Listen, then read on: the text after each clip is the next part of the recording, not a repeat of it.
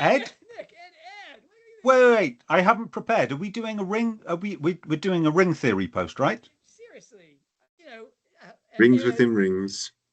I contacted Ed like 5 minutes ago and said, "Hey, can you join us?" And Ed was like, "Sure, John, you moron." Anyways, but anyway, I've invited Ed to join us because Ed has written a Substack post for us, and largely at on my knees begging him because he was writing all these things in the comment threads. People were rightly raving about them, and I was like, Ed, no one's going to ever see these things or find them later because it's on a comment thread. And so he indulged me and wrote up. You've been very kind to Ed. I have to say, you've been astonishingly kind. Normally, when I come up with 3 ideas that I've come up with, then John convinces me that I need to post them in 6 two-part posts to cover a fortnight on the website. But he's allowed you to, and it's an astonishing post for a site that specializes in the weird and unusual. But it's 3 posts basically rolled into one. So, do you want to give us a quick overview? What have you posted? Yeah, so I mean, the reason, the common connection between them all is they're all things that I've been sharing in the comments, and probably not been reaching a big enough audience. And John said, "Don't do that." So that's kind of what they've got in common. But I think they all actually spring ultimately from the ring charting and the fact that we've been through the book in close detail, and have therefore kind of built up this kind of language of symbols and themes and ideas that you may miss on the first reading, and therefore once you've got those things kind of going around in your head, then there's a sort of second step of sometimes they will sort of start falling into place in ways which aren't necessarily about the ring structure itself, but where those symbols and ideas are sort of being used as a shorthand to kind of hint at other things and to kind of link to other things as well.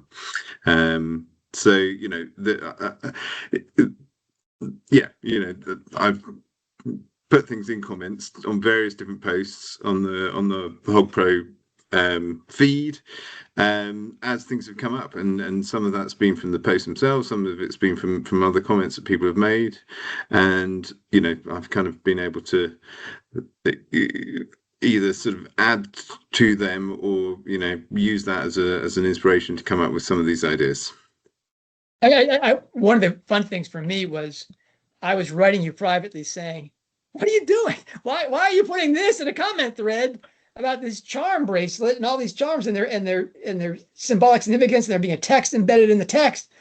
You got to write this up as a post." And immediately, it was like a half second later, Tam Spells wrote and said, "I'm not sure really this is the place to write this up. And I mean, you need to do something." I was just like, "Oh, that is just so beautiful. Thank you, Tam Spells." I mean, that was just anyway, double teaming Ed from just starting on that one.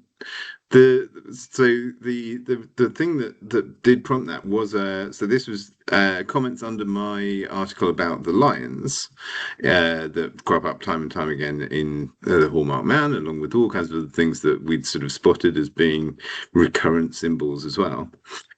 And Burnsy in the comments pointed out that there are also a whole array of lambs, and that was one of these things, as you guys will certainly have experienced, where you go, "Oh yeah, why didn't I see that?"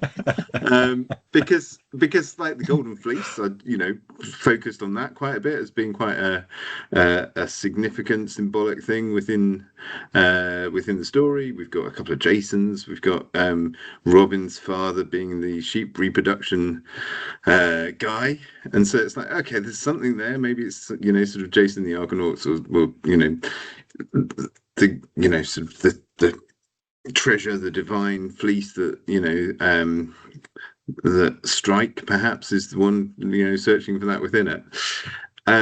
But then these other ones, I mean, I remember there's one of the links that Burnsy pointed was Black Sheep Coffee, And I remember reading that while we were doing the ring charting, and then looking for a sheep on the other side and not really finding one, and then looking at a map and seeing that there is a Black Sheep Coffee just at the right location for the coffee shop that would have fitted in the story. So I thought, oh, it can't be that significant. It must just be, she's looked at the map, she's looked on Google Maps and Street View and seen that there's this coffee shop.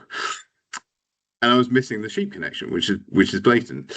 Similarly, Lambeth as well, and I think that might be one which perhaps if you're a native, Londoner, Brit, we might see these place names, and they've got all sorts of associations based on the place that they are. And we just miss the fact that it's got the word lamb in there. But perhaps if you're less familiar with the geography and the places, you maybe will sort of pick up more on the actual, words within the words, like that. So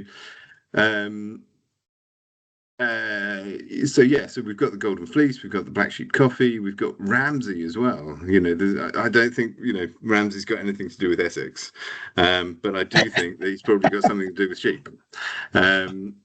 So Ramsay Silver again is pretty central, and obviously there's the connection between lions and lambs. The biblical references, the lion lie down with the lamb, etc. So.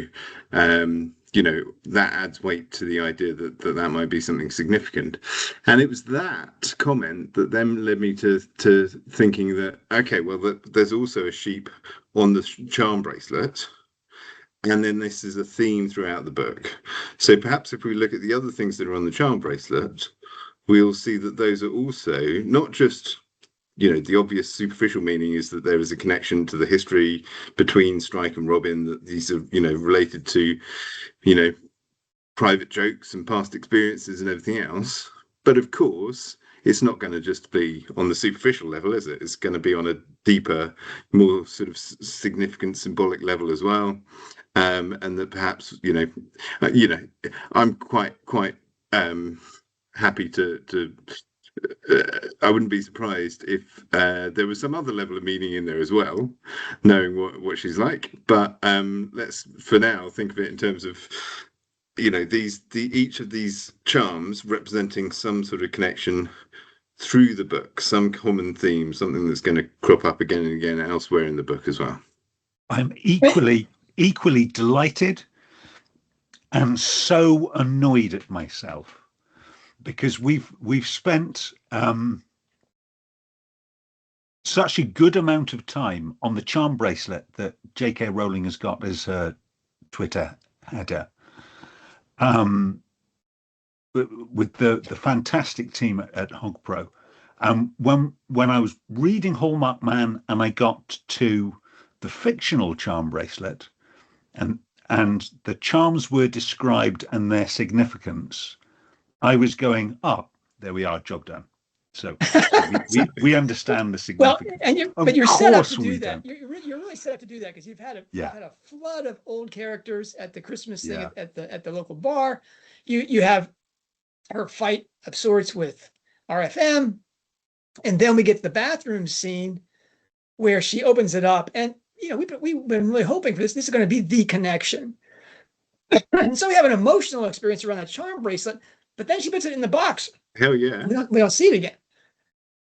But it's, to me, the important thing is it's pre-dawn on nativity, Western nativity, and the symbols in it are so rich that the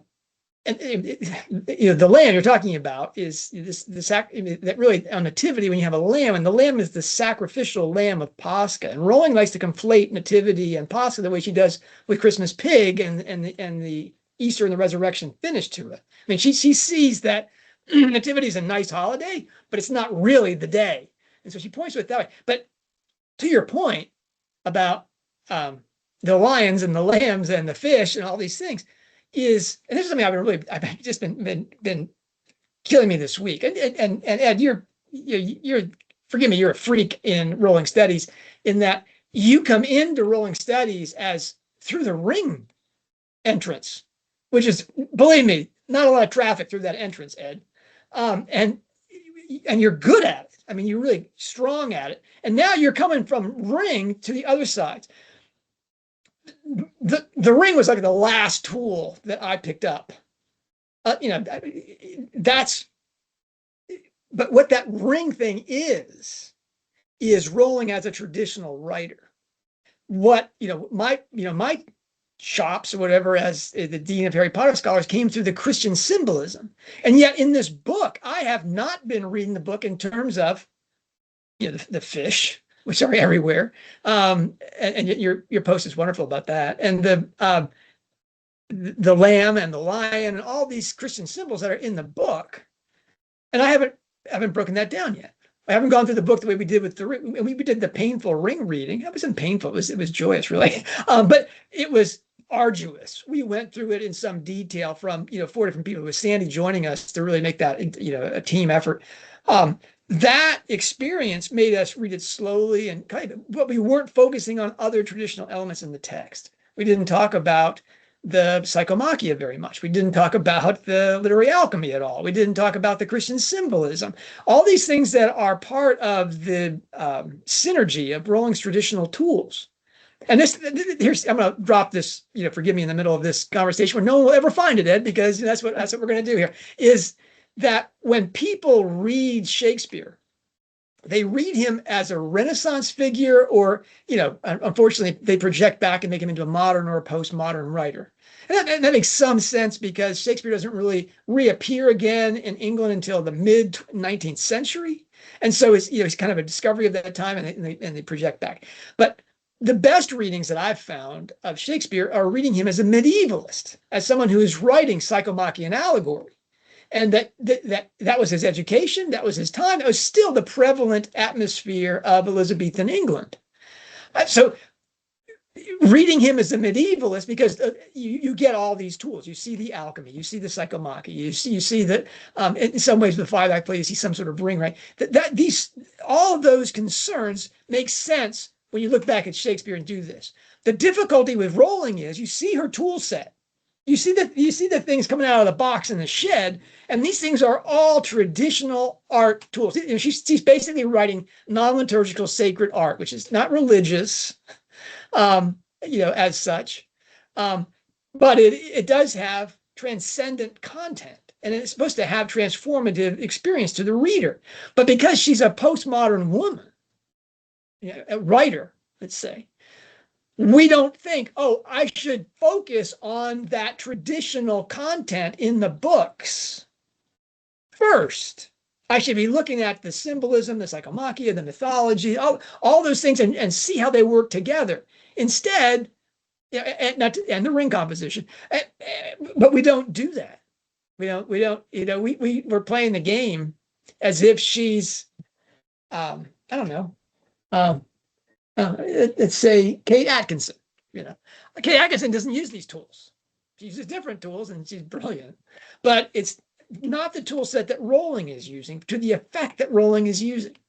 And so what I love is, I've just finished reading Life After Life again, Kate Atkinson. That's one of the things that's been delaying my Ichabod post. Well, I won't begrudge you that, because Life After Life it's supposed to be life after life after life. You're supposed to read that book at least once. I have a dear friend, John David Mann, a best-selling writer, it's Lou Berney, another best-selling writer, who I think has told me that he reads Kate Atkinson's the whole World War II sequence once a year. I mean, it's just like, okay, I can't tell you what an endorsement that is. And that's one of the few books that I brought series back. All the Boris Akunin books all went in the garbage or whatever, but Kate Atkinson survived. This Rowling thing, though, about reading her as a traditional writer, I've fallen into it myself. I'm that guy. I'm supposed to be doing the Christian content stuff, and here I'm reading these things and just laughing. Ed, forgive me, you're a newbie, and you're coming into this exotic door. And you're saying, oh, yeah, look at all those Christian symbols. And I'm doing boy, that's my drop ball. We have to go back and do that. We have to go back and start doing the same kind of reading with Hallmarked Man that we did with this. Now, here's my weird question for you about, because you also, and I'm assuming people have read the thing or they will read your piece. One of the fun things that Ed does is he then takes the meaning of all of the 7 charms and he lays them out as a ring. Now that was great. Now the fun part about that for me was inside the book, Strike has the idea for the charm bracelet. Is from Shanker. Shanker says he's having problems with his girlfriend, and so he's got his father with a 9-inch cock, and the way he kept all his women happy was with jewelry, and so he's going to use the same thing. And Strike, unbelievably, goes, "Hey, wait a minute, I've got this issue. I should go the jewelry route," and he does, and he creates this wonderful gift.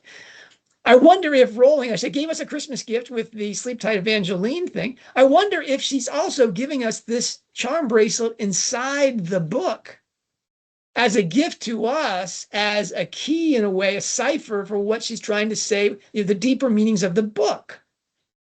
And certainly you've pointed to that every one of those charms, it's not just themes. It's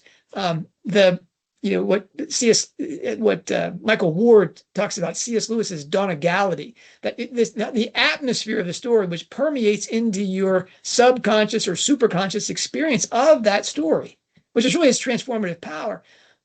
Rowling is saying, hey, morons, and I'll put it in a ring so that Ed and Nick and Sandy and John will figure this out.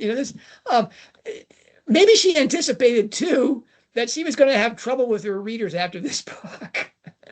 And so she threw us a little gift to say, do that. Now, Ed, that means that you must be close to her heart, because all of her other serious readers just went right by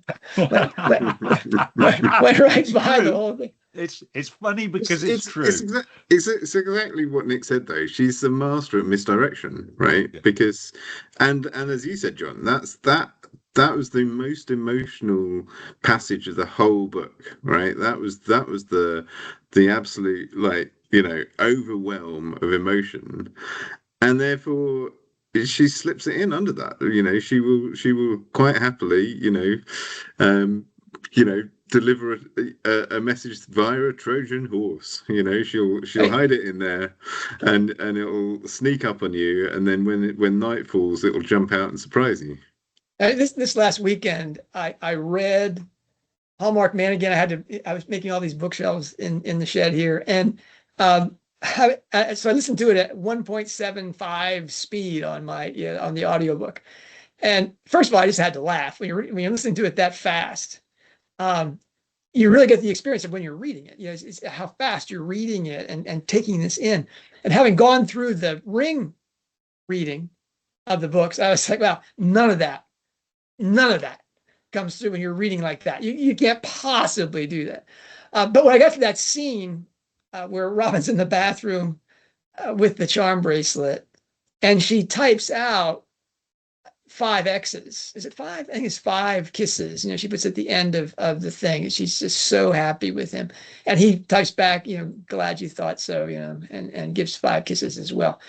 I was just laughing because I just read your piece, and I was just like, oh man, sorry. All that's lost with 10 X's. She's totally wiped the board of any kind of serious consideration I was going to give to those charms. That's just brilliant. That's a beautiful image. Can I move us on to a much more disturbing image that actually I think has something of the quality of a fever dream, inspired, spotted as it is, and I'm talking about the egg lost in the tube. Todd Jameson was just genius. Genius. This one actually came to me because, if you recall, when we were doing the ring charting, I actually didn't participate in the first 4 parts. I think I joined at sort of part 5 through to the end of the book, and so then once I finished, I went back and I went and did the same for the first 4 parts, and then shared that on the comments under the videos for those parts that you'd done, but obviously that was months and months ago, and so that was even more lost in the comments. And actually, there's a couple of things that are in this post that I put up now, which are things that I'd found in parts 3 and part 4, where I was particularly proud of making those finds and making those connections. And so the sort of starting point really was the realization that, and again, this is something that's funny because it these things take a little time to ferment sometimes, right?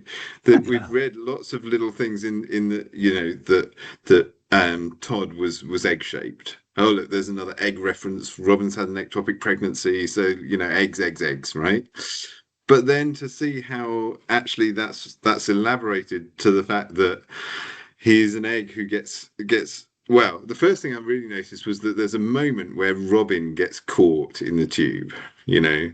So she's there chasing this egg, and she's suddenly, and it has this sort of, I know exactly what you mean about the sort of fever dream sort of quality to it. That's quite a dream thing, to be somewhere and suddenly for no reason to be stuck, and then suddenly to be freed for no reason, and that it's, you know, like, you know, if you believe in it, the sort of symbolism of dreams, that your dreams will reflect, you know, some kind of aspect of your normal daytime world in a sort of dream representation. And so, yeah, very much her being stuck in the tube. That was a sort of moment of realization that she was stuck in the tube.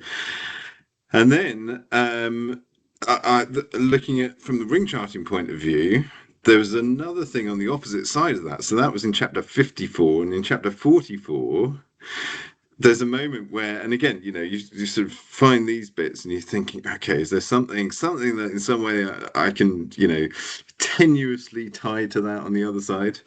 And there's a bit on the other side where, you know, with sort of in part of the ongoing story with the Land Rover and the sort of transportation difficulties. In chapter 44, Robin has a hire car and she has a problem with a hire car, right? And again, that fits in the story, right? So you could easily disregard it. The specific problem she has is a stuck clutch. And it was like, okay, a clutch of eggs stuck, we're back in ectopic pregnancy again. And oh, hold on, look, here's an egg on the other side in the shape of Todd, and he gets caught in the tube. So it all started sort of falling into place from there, really. And then sort of looking at that a little bit further, I then was thinking about actually there's this other element which also ties to another major theme of much of Rowling's writing, and also much of the Hallmarked Man, which is around motherhood and childhood and parenthood and so on. And the tragic death of Nancy Jameson, Todd's mother, who was presumably killed by Griff as well, but you know, he was trying to kill Todd. Did she step in the way? Did she sacrifice herself for her son futilely because he still got killed? But you know, was there a Godric's Hollow moment there? And but just you know, it sort of more started, I think, from seeing that in light of the ectopic pregnancy, and that if Robin hadn't been treated swiftly and professionally, she would have died from that incident. And so the egg getting stuck in the tube would result in the mother's death. And again, Todd Jameson, the egg-shaped man, stuck in the tube. He escapes, and I'm pretty sure that's the last time we see him alive. Is when he escapes from the tube. I don't think we see him again. No, until he's a dead body, and his mother's died as well. And there's, you know, it's a horrific scene. There's a, you know, it's carnage. It's, you know, the blood everywhere. And again, you know, this is very, very much like some sort of internal injury that has required urgent medical attention. So yeah, joining the dots, it kind of, you know, then makes Todd this symbol, or this sort of representation of the egg and the unborn child that Robin has lost in the ectopic pregnancy. And when you think about unborn children or lost children, obviously that then ties to lots of other, sort of Rowling characters and events, but particularly Todd Jameson. Todd, as you guys have noted before, means death in German. Todd's also the surname of the main characters in Life After Life that we were mentioning earlier as well, coincidentally. And so we've got Dead, and then we've got Jameson. So we've got James's son, and Harry Potter was the son of James Potter. So I don't think that's accidental. So there's got to be some sort of parallel to be drawn there, I think. And I think the irony of good old Harry Potter and disgusting, criminal, reprehensible, abhorrent Todd Jameson, it's not wasted on me. I'm sure that that's not wasted on Rowling either. That there can in some ways be two more different characters, and yet there's this parallel, this connection between the two. Wow. Right. This is so exciting because, well, first, Robin's response to Jameson escaping the tube, and she's stuck behind people. She can't get out of the tube. She's still in the tube, consequent to the Eggman, chasing the Eggman. And she thinks immediately of Kim Cochran because she's lost the Eggman. And she thinks of her in terms of, I just went through this again. Kim Cochran, when she's introduced inside this book, is looks like a small bird. And all through the book, she's kind of the funhouse mirror image of Robin. She's super detective. She seems to really, always get her man type thing. And she's super feminine. She dresses to impress. She's obviously got the hots for Strike. And it's almost like Kim Cochran is Robin's id. It's like her desired ribbon thing. And so when she's experiencing in 3 dimensions, she's exteriorizing an ectopic pregnancy with her chasing Todd. Her thought is about Kim Cochran and how she's going to laugh at her because she can't follow the man and she's done all these things. But it's really about what the ectopic pregnancy has done to her as a woman. She doesn't feel this way.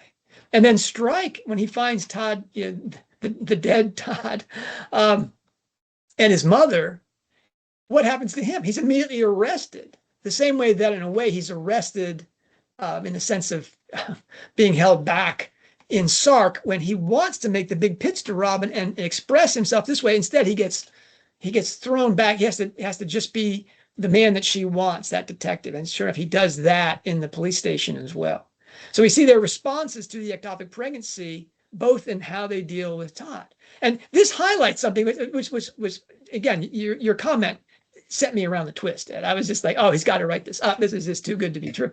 And is that we've got all sorts of text within a text inside Rowling-Galbraith's works, okay? This ectopic sub-story, this exteriorization, isn't a written text. It isn't a fairy tale like Beetle the Bard. It isn't an epigraph set like Rosmare's Home or Fairy Queen. It's not a song playing in the background like we get in that hidden bar. It's not an illustration based on a mad detective's tarot card throws that we get in the True Book and Troubled Blood. It's not even just the story the bad guy is selling that we have to unwind and rewrite, which I think is best done in the Silkworm.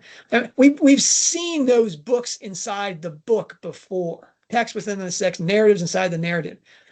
This ectopic egg thing is Rowling concealing a narrative inside the narrative with really only the name to act as a cipher for the coded message. Well, maybe the Eggman thing as well, okay? Hence her taking, and then tubes, right? Hence her taking up the importance of names in this book. I mean, so much depends on understanding the Jolanda meaning violet type thing and the other charm bracelet, right?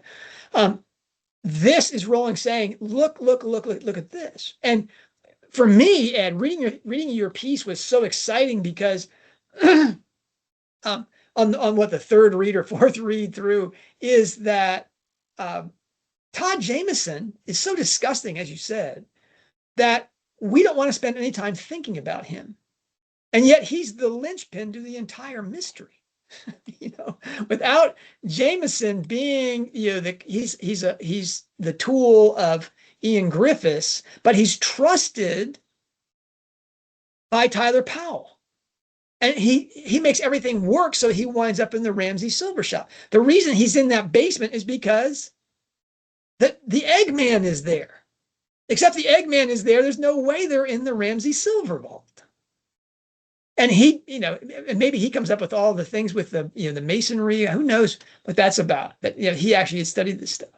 So, except for the name and the close reading, and again seeing the egg in the tube and the stuck clutch, which is just brilliant, you don't see how this thing is structurally set up and what it's meant to be about.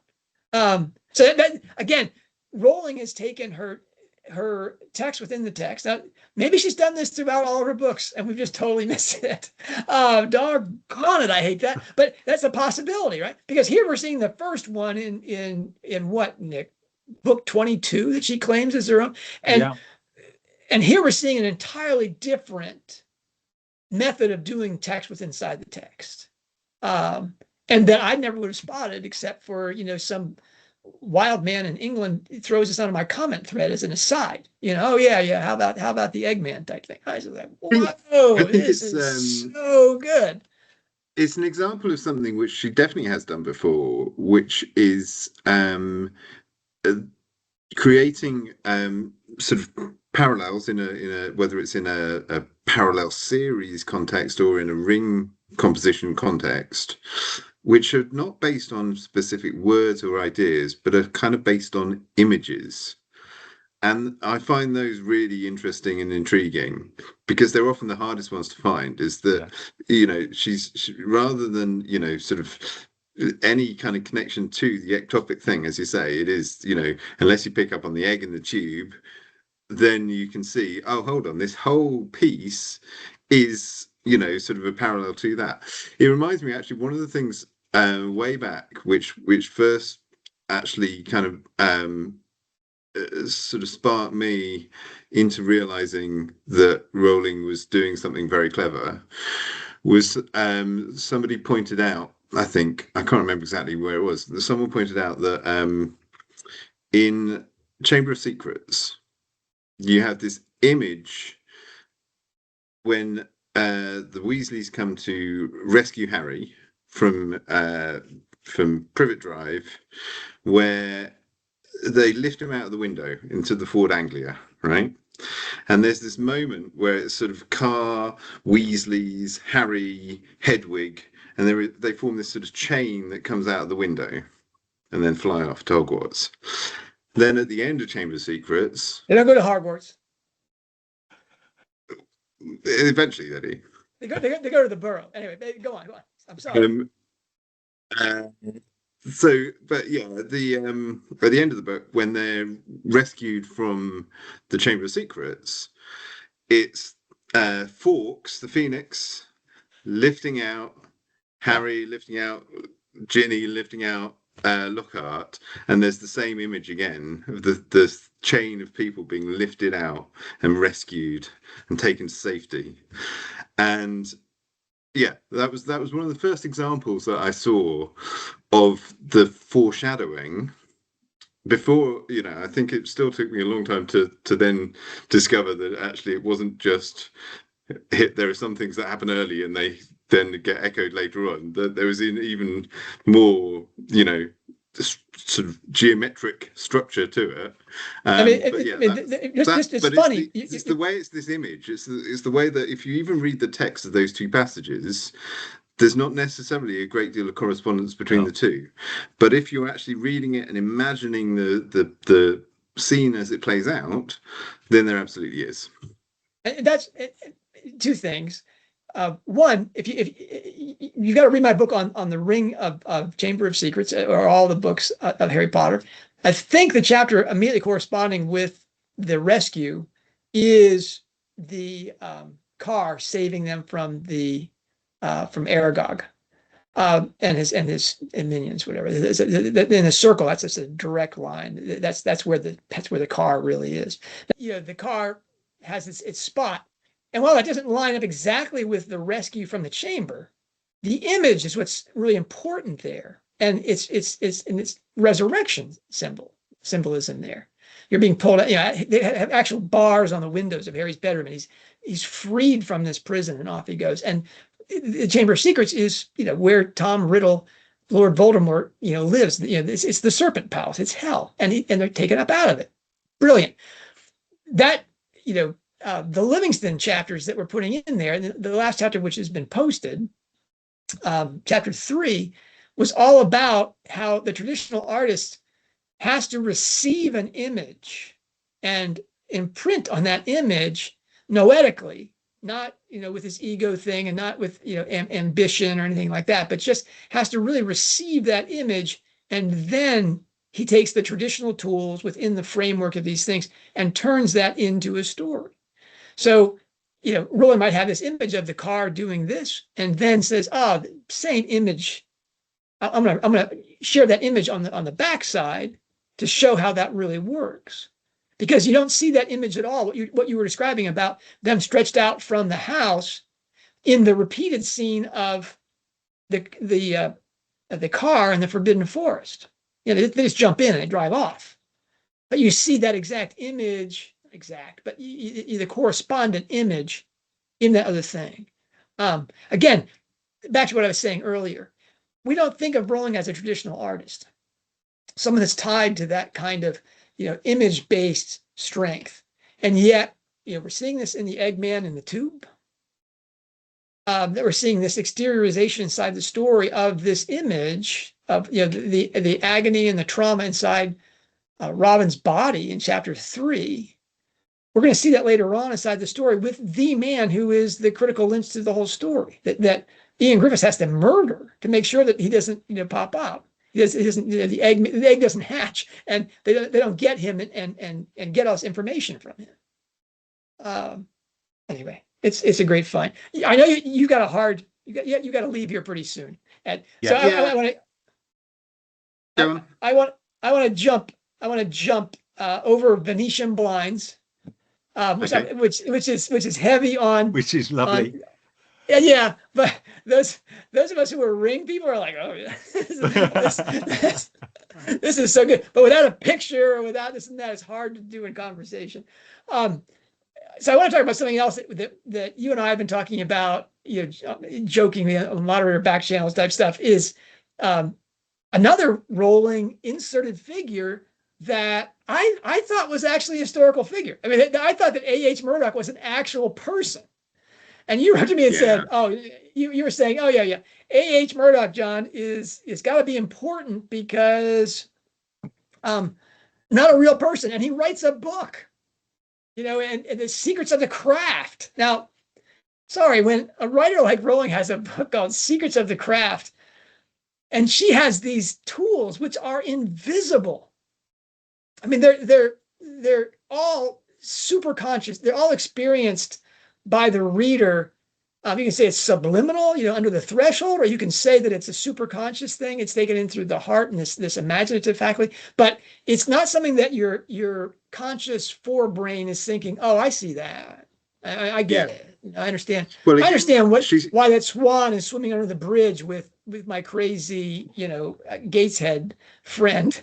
Little that when she writes Secrets of the Craft, and Strike is reading that, and there's a piece of it inside the book, right? That has there's one definitely. I can't remember. Strike asks Hardacre if he's ever read this author, and he says, nah, the language is a bit flowery. Which again, as you point out, Ed, that language is all Rowling's invention. Yes, it's flowery. Now, Nick, was he talking about Pike? I think he was talking about Pike. He might have been talking about Pike. This is how she smuggles it in so effectively. Yeah. There's all the quotes and references to Pike, who was a real Mason and writer. Yeah. I think there's at least one other book that crops up quite a lot as well in the Bridge, the Masonic excerpts. And then she also includes Murdoch, and it's very easy, therefore, to think, oh, here's another real Mason that she's trawled through his works and found some apposite quotes to include. But no, he's made up, and of course, it's his silver that goes missing. Yeah. So it's very key and central to the plot. Is this character Murdoch, and definitely worth paying attention to what he says. I think the quote is definitely included, is the one about sort of licentiousness. Yeah. Is he the one that comes up with the Christian knight? Is that the person that's quoted there? Yes, that's wow. yes. That is huge. Right. That is so huge. that's if you take if you take his name, and I looked it up in, of course, Rainey and Wilson's English dictionary, but it's a dictionary of English surnames, the Oxford Dictionary of English Surnames, which is Rowling's. We know Rowling's got that book, right? That's right. Yeah, that's right. That's appeared on her website. We know he has that book, and it's always the first reference for a name. And you look up Murdoch, and I thought it was something like murder. I was like, oh boy, this is quite the name.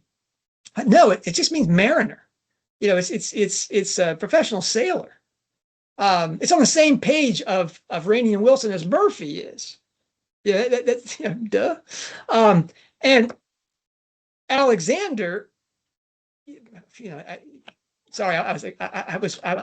a classicist in recovery, so we're gonna do this, right? Yeah.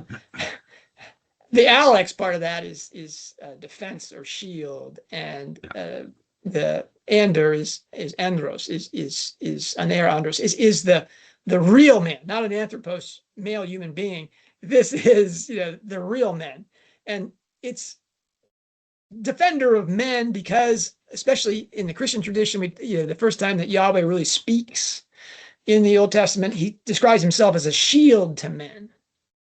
That Alexander has been a word for savior. Certainly, that's the way Alexander the Great was received, as being this political savior to mankind.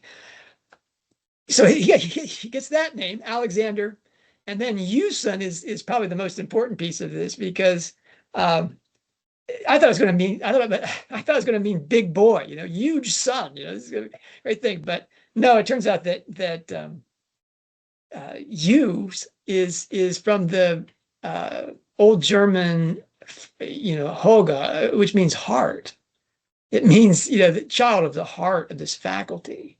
And so she's really leaning on this guy. And the mariner, not only is it like an ancient mariner, the Coleridge thing, but it's more that a man who rides the seas is a man who's really sensitive to, because the sea is always a sense of the infinite.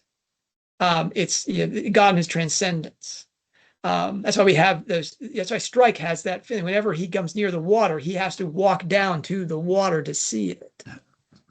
Strike is also a Hughson that way. His heart is what directs him. You see that several times inside the book, where he and Robin suddenly do which one do I follow? And they always follow the right one, because they listen. That's not a conscious thing. That's where does my heart lead me? And so we have Alexander Hughson Murdoch, and that we're gonna have to do a special show on this one. That if he's the guy whose passage is about that 32nd degree and about the Christian knights being formed, that's really about Strike.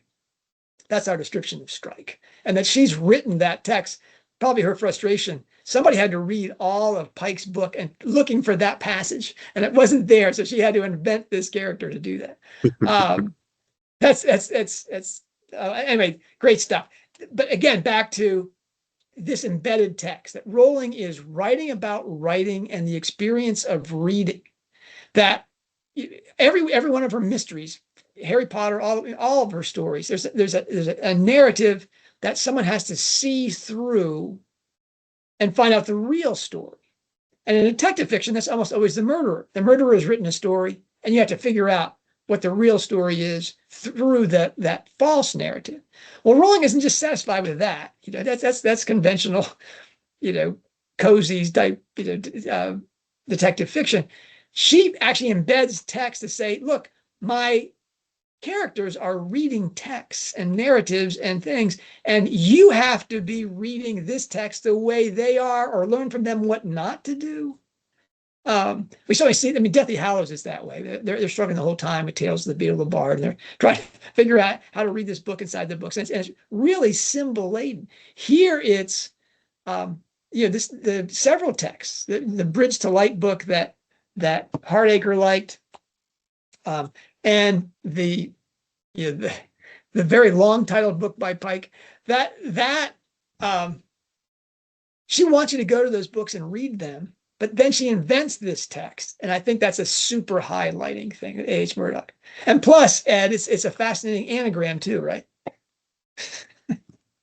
Yeah, well, hum a chord. Although, if you include the full name, hum a chord was the best one, which is an interesting one though, because you can't hum a chord usually. No. So you had another one. I said, Dad, this is an anagram. There's another one that you had was what? Yeah, mucho hard. Mucho hard. Mucho hard. Maybe it sounds like a Mexican wrestler or something. Well, he has spent time in Latin America, so I'm going to call that plausible. What's great about this? That the moderator backchannel thing where I say, "Hey, Ed, this could be an anagram. Can you spend some time, A.H. Murdoch with this? Could it possibly be?" Aren't you glad I didn't say Alexander Hughson Murdoch? Hey, come on, Ed, come up with some. Let me give you some more letters here to throw into the. Well, maybe I'll have a look and paste it in the comments somewhere. Yeah, thanks. Ed, this has been an absolute joy. Thank you so much. Firstly, thanks for having me. For writing the article and then chatting to us about it. What's next? What can we expect next from the House of Ed? I am working on the parallels between the Hallmarked Man and the Ichabog. Wow. Which, I think there are strong thematic links, and I'm looking now for the little nuggets of eggs or whatever it might be that connect the two. So there's definitely some of those as well. No eggs and tubes in this one. No. I hope. Maybe they are. It will be fun to anyway. I'm looking forward to that. I'm just so glad you're doing it, Ed, because it means I don't have to. I can work on some other things I want to be working on. But also, you were talking about this all through our work with the ring reading of Hallmarked Man. You're like, "Oops, John, there's another one." And I was like, "Wow." Again, Ed, thank you again. Again, this is a bad thing. When you invite someone and you only give them like 2 minutes to prepare for the conversation, and you accepted and you did this wonderful job. Now I'm like, I can do this all the time. I don't need to give any warning at all. Don't get used to it. Okay. The stars aligned. Anyway. And the other things that I'm working on, you've heard me talk about them before. I'm working on the class. I'm working on the Harry Potter for Grown-Ups. I'm working on the Cryptonyms Part 3. And of course, Ed took my #1 name on my 3rd Cryptonyms list was Todd Jameson, Billbot. Just one other thing on Todd Jameson, of course, he has more than one name. So there's a sort of hint there that there's more than one character, that, there's some duality, plurality, conflict going on there. He's Jim Todd. Is it Jim Philpott as well? Todd Philpott. Before we sign off, I got one more thing about this, and that is we're talking about the Harry Potter reflection inside the story, because we have the boy who lived, the chosen one, whose mother died to save him, and he lived, and how we've speculated that and the Voldemort reverse image of that, where the mother dies to birth him. and the tragedy, the mirror reflection of those two. This, you pointed out that there's lost child echoes inside this story with that Phil Potts, Jameson's last name that he's most known by, Jameson, is a direct pointer to the James side of the book. Is it possibly, because of this sub-story with this ectopic quality to his place inside the book, is that another pointer to Harry Potter as also being a lost child? That was we still don't know the inspiration to the Harry Potter series, and we speculated that it could have been that Rowling lost the child, or that she deliberately aborted a child. The Ghost of Michael thesis. Anyway, I just want to put that marker down that Rowling's lost child thing permeates the works. If there's one theme that goes through the books, it's not so much bad dad or divine mother or all those things. It's the missing child, or the lost child, the dead child. So again, just to say once again, really important find, Ed. That's if I had a hat on, I'd take it off. I mean, that's a great thing. And we look forward to much more of those, Ed. So, sorry, you got to stun us every time that you appear on the show here. You're gonna have to. It's a high bar now, Ed. But yeah, thank you, Ed. Thank you, John. And I shall speak to you all soon. Take care. Cheers, guys.